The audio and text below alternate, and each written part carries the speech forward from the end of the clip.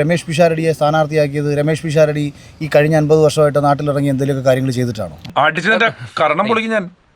നീ ആരോടാണ് ഈ വർത്താനൊക്കെ പറയുന്നത്? നിനക്ക് ഞാൻ ആരെന്നറിയോ? സിനിമയിൽ അഭിനയിക്കുന്ന ആൾ കാശുണ്ടാക്കുന്നു, അയാൾ ലക്ഷറി ലൈഫ് ജീവിക്കുന്നു.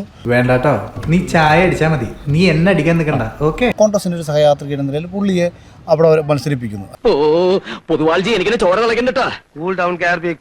അല്ലാതെ പുള്ളി നാടിന് വേണ്ടി എന്തെങ്കിലും ചെയ്തിട്ടാണ്? പുള്ളിക്ക് എന്തെങ്കിലും കേസുണ്ടോ? അതിന് ഞാനും ചെയ്തില്ല. അതെ, നീ ഒന്നും ചെയ്യുന്നില്ല. പുള്ളി ജീവിതത്തിൽ എപ്പോഴെങ്കിലും ഇറങ്ങി ഈ നാട്ടിൽ ഒരു പ്രശ്നങ്ങളിൽ ഇടപെട്ടിട്ടുണ്ടോ?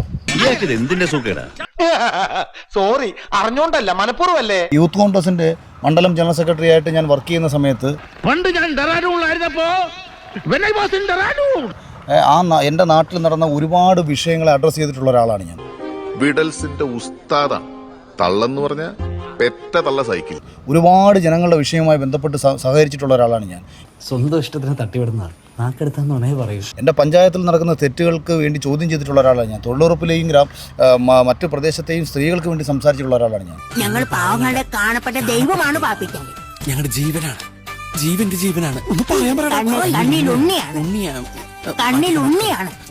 അപ്പം ജനകീയ വിഷയങ്ങളിലെല്ലാം തന്നെ ഈ പറയുന്ന ബിഗ് ബോസിൽ വരുന്നതിന് മുൻപ് തന്നെ ഇറങ്ങി പ്രവർത്തിച്ചിട്ടുള്ള ഒരാളാണ്. ഈ നായിന്റെ മോനെ ഇനി ഞാൻ കൊന്നുകളയും. നീ എന്ത് പറഞ്ഞാലും എന്തിനാണ് ബിഗ് ബോസ് പോകുന്നത്? എടുത്തൊരു സിനിമ പോലും പൊളിറ്റിക്കൽ സ്വഭാവമുള്ള സിനിമയാണ്. അയ്യോ, ഓർമ്മിപ്പിക്കല്ലേ പൊന്നെ. ഒരുപാട് ചാനൽ ചർച്ചകളിൽ രാഷ്ട്രീയ നിരീക്ഷകനായി പങ്കെടുത്തിട്ടുള്ള ഒരാളാണ്.